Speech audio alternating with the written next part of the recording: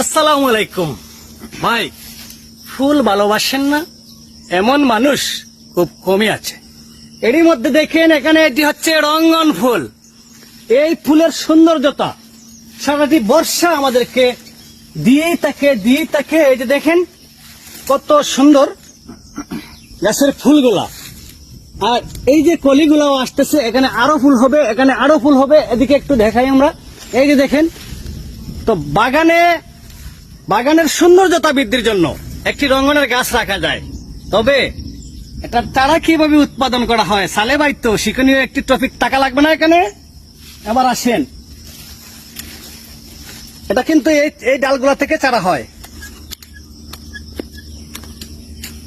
ছায়াযুক্ত জায়গায় এটাকে যদি বসিয়ে রাখা হয়, এখান থেকে শিকড় হবে, এটাই একটি চারা হবে।